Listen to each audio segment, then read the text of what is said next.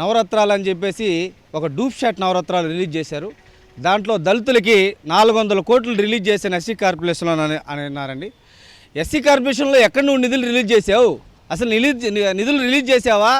మా డబ్బులు తీసుకొని పోయి నీ పథకాల కింద పెట్టుకోవడం నీకు ఎవరిచ్చారు హక్కు?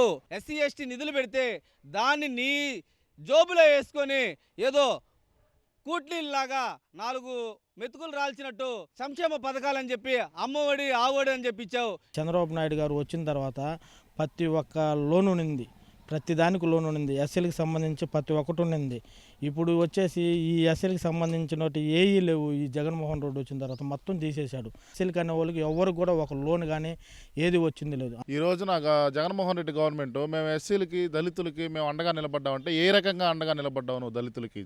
నీ గవర్నమెంట్లో దళితులను చంపి డోర్ డెలివరీ చేయడం తప్పితే అంతకుమించి నీ గవర్నమెంట్లో దళితులు పొందిన మేలు ఏది అని అడుగుతున్నా. ఈరోజు నేను చంద్రబాబు నాయుడు హయాంలో సబ్సిడీ కింద ట్రాక్టర్లు ఇచ్చారు, ఇన్నోవా కార్లు ఇచ్చారు. నా నవరత్నాల పథకం తప్పితే ఎస్సీ దళితులకి ఒక్క పథకం ఇచ్చి సపరేట్గా ఒకటి లేదు చేసింది. సప్లై నిధులను కూడా పక్కదారి పట్టించి ఒక్క నవరత్నాలతోనే మన ఏజెన్సీ గిరిజన ప్రాంతంలో ఒక చదువుకున్న యువకుల బ్రతుకుల్ని నాశనం చేసిన వైఎస్ఆర్ ప్రభుత్వాన్ని ఖచ్చితంగా యువతీ యువకులంతా ఏకమై రేపు గద్దె దించడానికి సిద్ధంగా ఉన్నారు.